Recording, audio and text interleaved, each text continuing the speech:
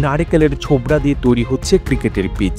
ফেলে দেওয়া নারকেলের ছোবড়া থেকে তৈরি হচ্ছে ক্রিকেট মাঠের পিচ। বিদেশি কৃত্রিম পিচে নির্ভরশীল না হয়ে বরং দেশেই তৈরি হয় মহামূল্যবান এই ক্রিকেট সামগ্রী। মূল খেলার জন্য এক রকমের পিচ এবং ব্যাটিং বোলিং প্র্যাকটিসের জন্য ভিন্ন রকমের পিচ তৈরি হয় এখানে। বিভিন্ন গ্রামের কারিগররা 40 বছরেরও বেশি সময় ধরে নারকেলের ছোবড়া থেকে প্রয়োজনীয় সামগ্রী তৈরির কাজ করে থাকে।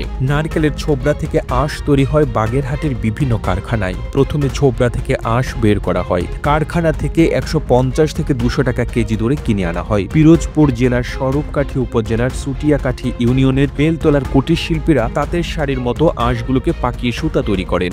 এসব চিকন সুতার সাহায্যে 66 ফুট দৈর্ঘ্য ও 8 ফুট প্রস্থের 1/2 ইঞ্চি পুরো দড়ি তৈরি করা হয়। মোটা এই দড়িকে স্থানীয় ভাষায় কাতরা বলা হয়। চরকায় কাতরা তৈরির পর তা বুনিয়ে মাঠের পিচ তৈরি করা হয়। এক প্রান্তের কর্মী কাঠির মাথায় কাতরা রশি লাগিয়ে তা পৌঁছে দেন অন্য প্রান্তের কর্মীর হাতে। তিনি নির্দিষ্ট স্থানে বসিয়ে টান দিলে মিলে যায় দড়ি। এভাবেই আস্তে আস্তে গড়ে ওঠে জনপ্রিয় ক্রিকেট মাঠের পিচ।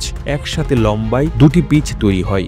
নারকেলের ছোবড়ার দামের উপর নির্ভর করে পিচের দাম কেমন হবে এবং কতটা লাভ হবে। ম্যাট তৈরির স্বত্বাধিকারী মোহাম্মদ মহিউদ্দিন তোতা মিয়ার পরিবার এই পিচ তৈরির ঐতিহ্য ধরে রেখেছেন বংশ পরম্পরায়। BKSP, Bangladesh cricket board, police training centre ও তাদের ক্রিকেট মাঠ, বাংলাদেশ সেনাবাহিনী ও বিমান বাহিনীর কাছ থেকে অর্ডার আসে এখানে সাধারণত একটি পিচ তৈরিতে 27 থেকে 28 হাজার টাকার মতো খরচ পড়ে। বিক্রি হয় মাত্র 35 থেকে 38 হাজার টাকায়। বছরে প্রায় 35টি ম্যাট বিক্রি হয়। 3 থেকে 4 জন শ্রমিক কাজ করেন এই ম্যাট তৈরিতে।